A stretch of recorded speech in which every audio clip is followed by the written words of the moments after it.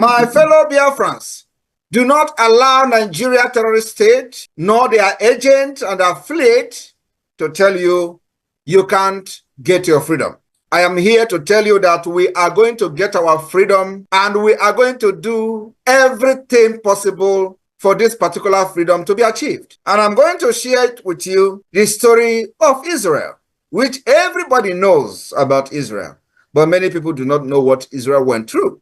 And I will start with a man called Theodor Herzl. The Theodor Herzl was, should I say, a founder of the Zionist movement. Herzl was an Austro-Hungarian Jewish. He was a journalist, a lawyer, writer, and a political activist who was the father of the modern political Zionism. Many people are only hearing Israel, Israel, but they don't know what actually transpired that led to Israel becoming an independent state. Herzl formed the Zionist organization and promoted Jewish immigration to Palestine in an effort to form a Jewish state. Today, there is a Jewish state called Israel, State of Israel. Due to his Zionist work, he is known in the Hebrew Kozeh, a visionary of the state. He is specifically mentioned even in the Declaration of Israel Independence. This man was mentioned and is officially referred to as the spiritual father of the Jewish state.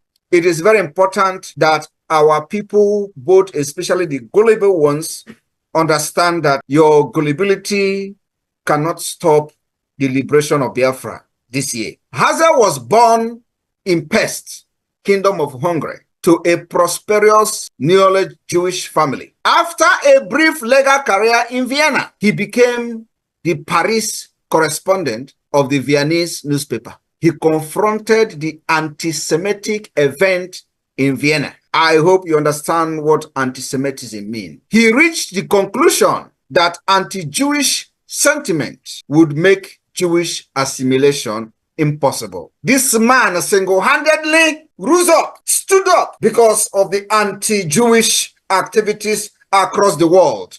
He stood up, one man, and in 1896, Herzl published the pamphlet, Der Judenstaat, in which he elaborated his vision for a Jewish homeland. Because of the attack, the anti-Jewish anti-Semitism, he had a vision. His ideas attracted international attention and rapidly established Herzl as major figure in the Jewish world. Are you thinking what I'm thinking? Are you seeing some similarity in what we are doing today, the kidnap of Mazi Nnamdi Kanu and the rise of Simon Ekpa and the Biafra government in exile? In 1897, Herzl convened what we call the First Zionist Congress in Basel. First ever. My fellow Biafrans, do you see some similarity? In 2023, we had the first ever Biafra convention in Finland. First ever in the history of our freedom fighting.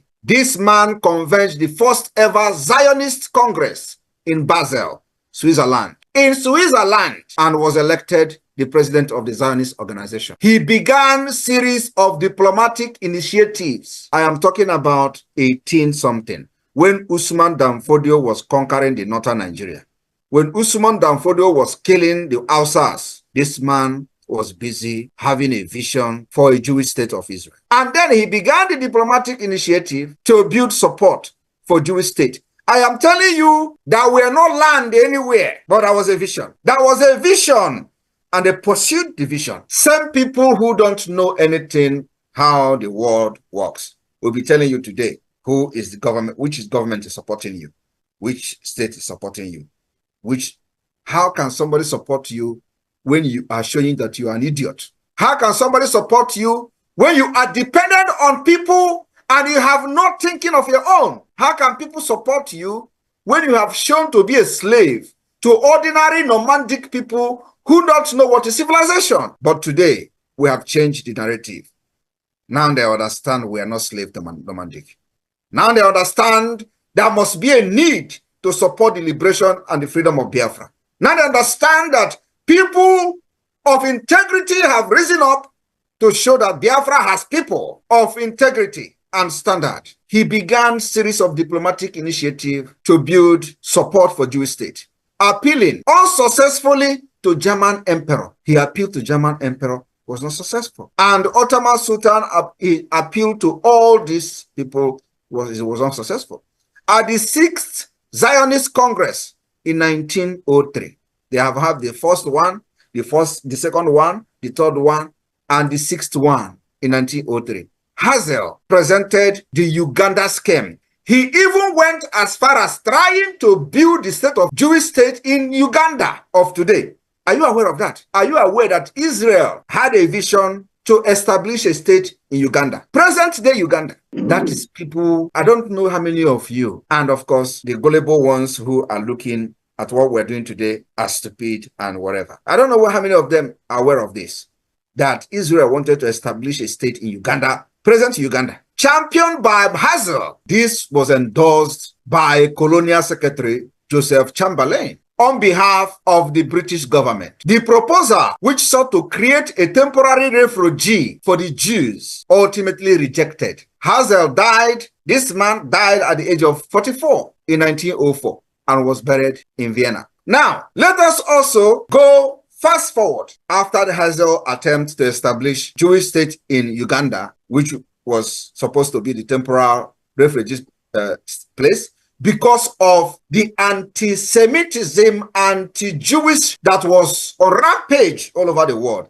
just like they are trying to annihilate Biafrans because of the light we carry. Are you surprised that what we are facing today in Nigeria is exactly what the Jewish people faced all over the world? Then, Israel Declaration of Independence. I want you people to understand that the Declaration of Independent State of Israel was signed by 38 individuals. 38 signed the document of the Declaration of State of Independence of Israel.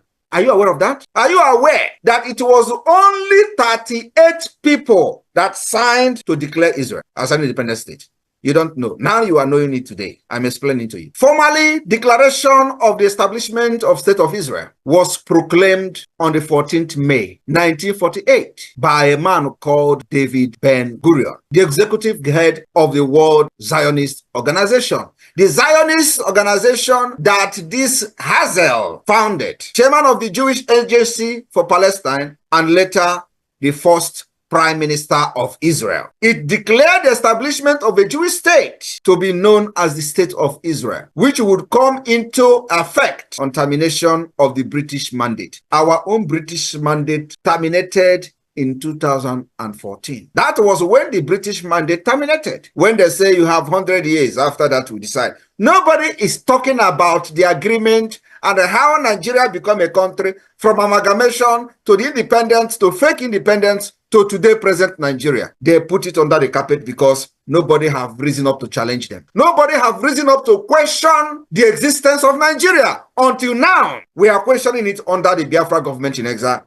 And we'll question it with gun, we'll question it with bomb, we'll question it with civility, we'll question it diplomatically, and we'll question it politically. And that is the multi-dimensional approach. That thing they are avoiding to discuss, that particular existence of Nigeria, or continuation of Nigeria, they have been avoiding to discuss, will be forced to discuss. They will be forced with the activities and the actions of the Biafra government in 2024. That's where we are going. That's why all these shenanigans, all this their regional government, all this nonsense you see happening are happening today. And they have not actually started hitting the point, because the point remains the continual existence of Nigeria as a country. They are not discussing it. What was the agreement of 1914? What was the agreement thereafter? Independent. What happened for after the 100 years of Nigeria? Nobody is discussing it. And we have seen Nigeria has become the worst and evil state. A terrorist state it has become, and such state should not be allowed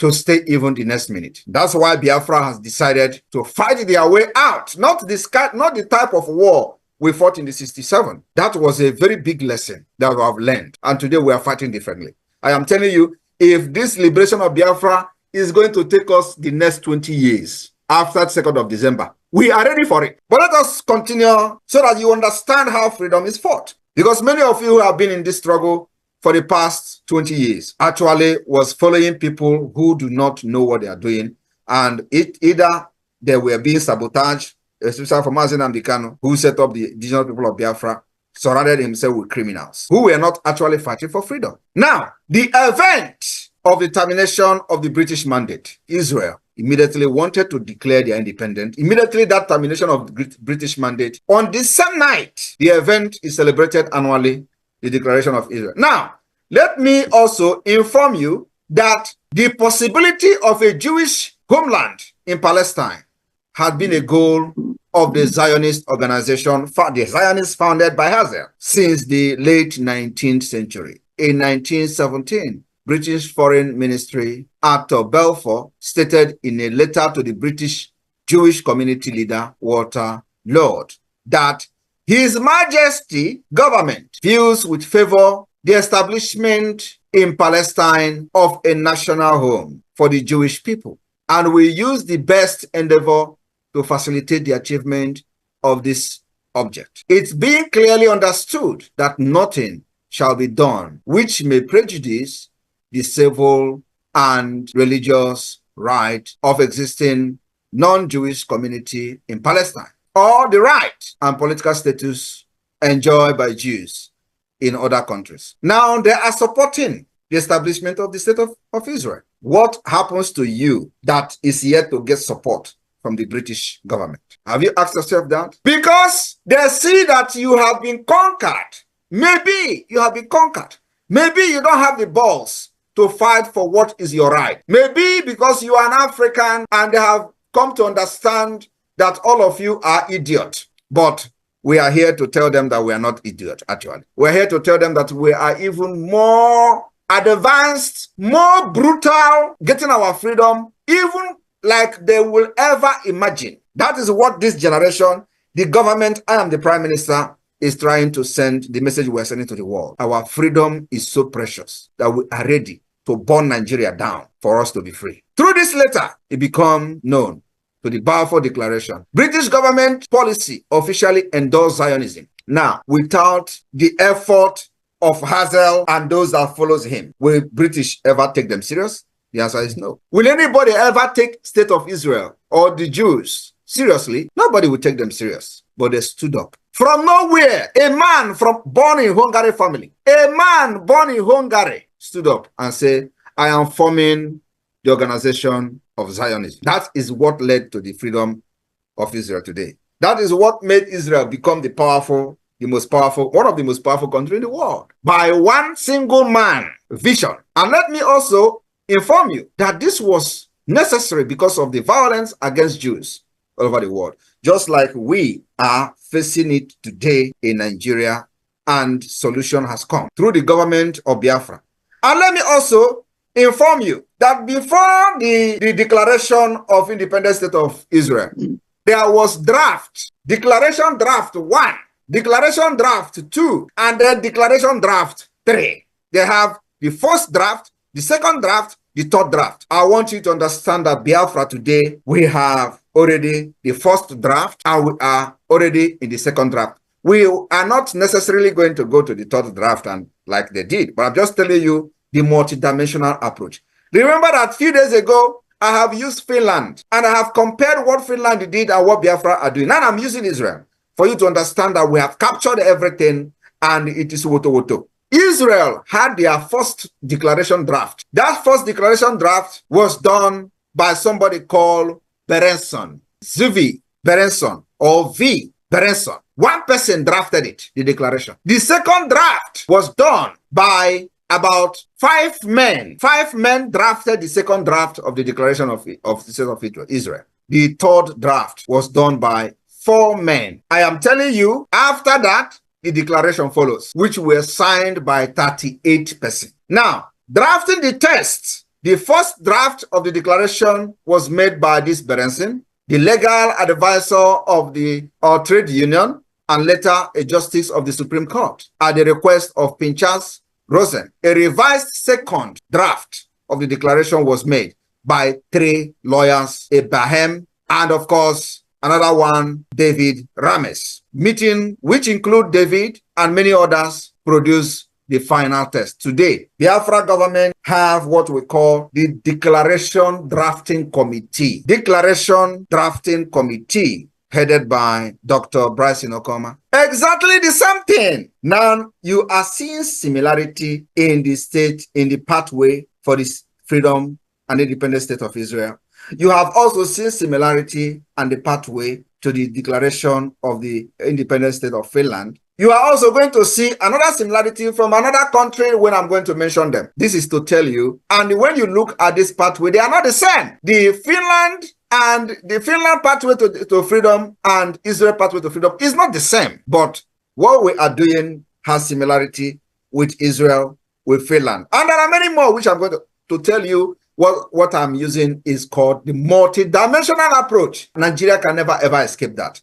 So we will make sure that if this fail, the other one will not fail. And if this one fail, the other one will not fail. And that's exactly what we are doing, because Nigeria is a complex country. Because of the vested interest of the world powers, it needed a very complex solution. And we found it. We found it. We have solved the mathematics and they found X. And they don't even know that mathematics is cooling in our fridge. So what we do is we are going one after the other to take the solution, the equation, what we use to solve this mathematics, and apply it to our everyday activities in the liberation of Biafra. Now, I want you also to understand that the vote of the 12th May 1945 was convened to vote on the Declaration of Independence. 3 of 13 members were absent. They had 13 members to vote, and 3 of these 13 members, they were absent, and some of them were being blocked in besieged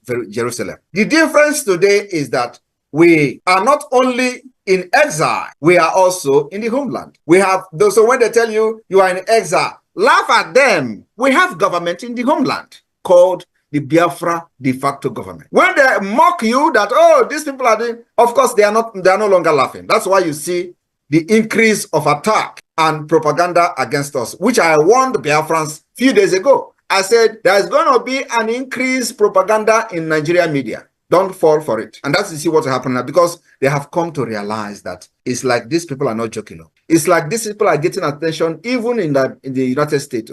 It's like these people are having, higher level meeting with the United States Congress, United States government officials, and all that. This is no longer something that we should know. That's what you see happening on social media.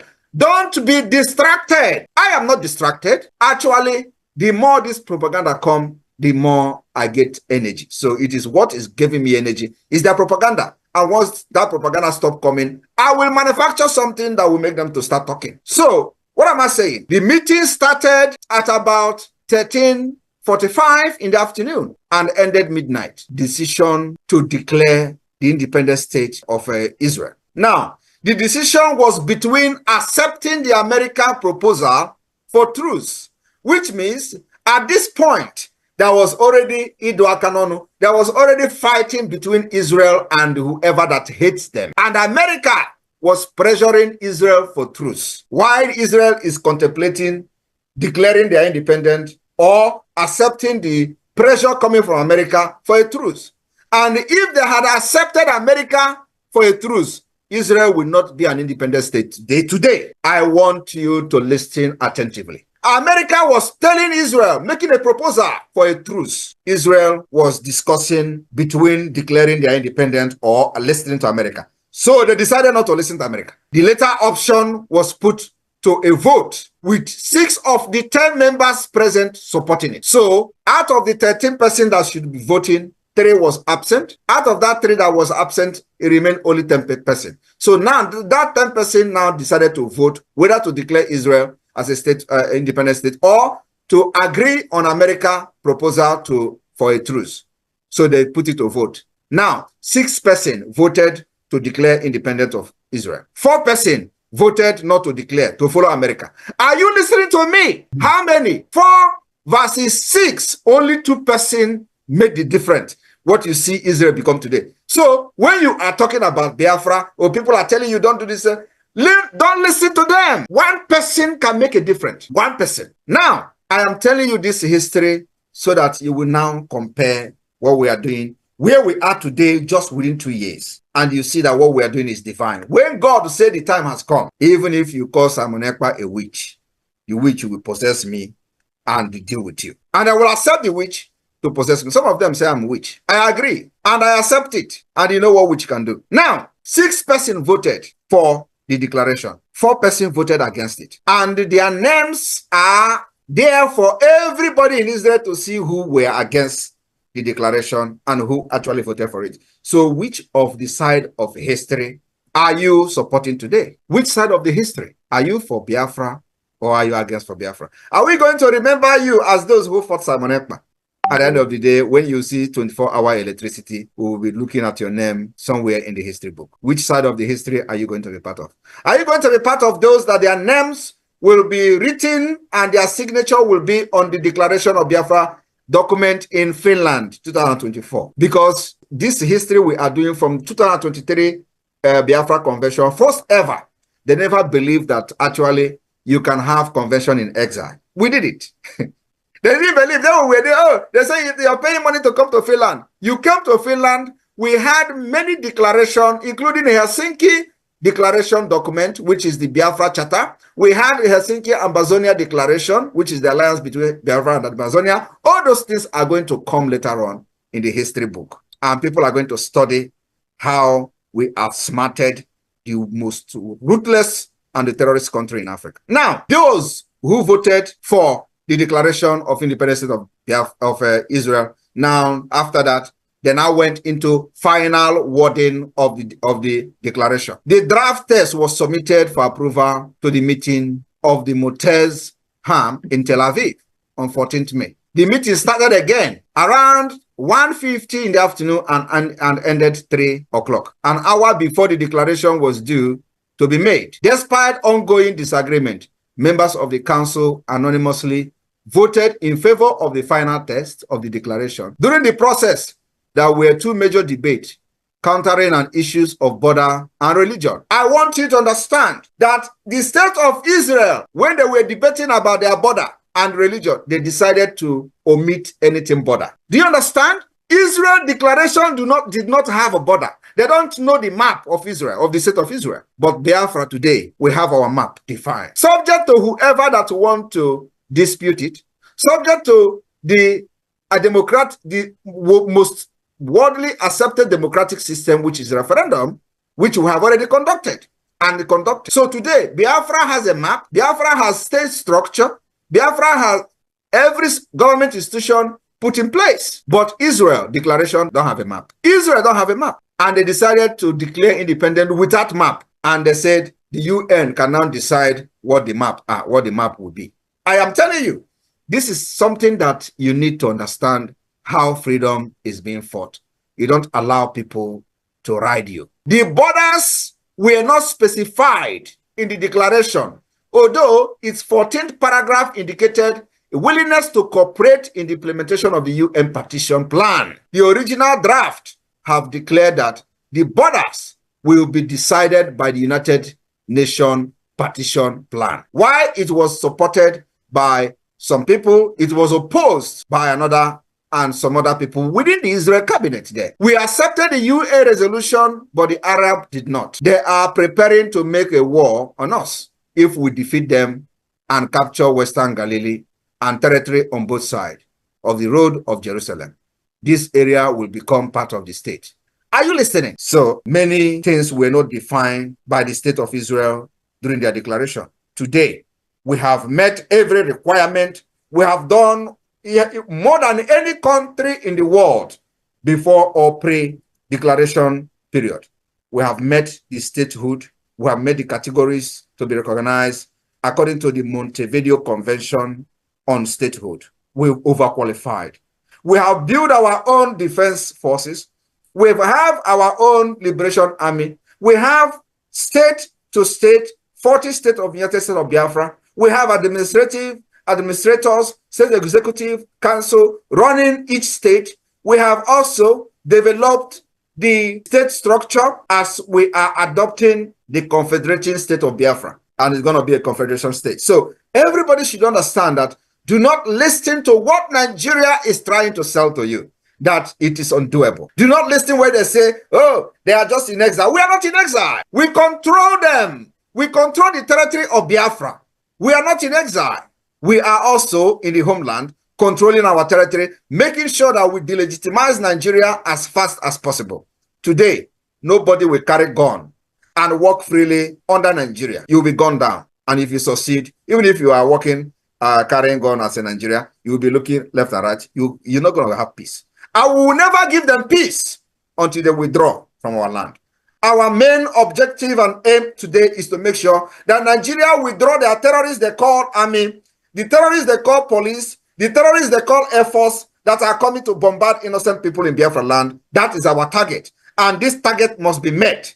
After December, we must make sure that we have nothing else to do other than neutralizing the presence of Nigeria in our land, including attacking the presence, their offices, because this is where they stay and plan and execute the attack on Biafra people, the terrorism against us, against our women and children. Those offices, barracks, must not be allowed to stay under Nigeria in Biafra territory. And that's the next thing we are going. So 2nd of December is a day that the beginning of the end of Nigeria within our territory will start.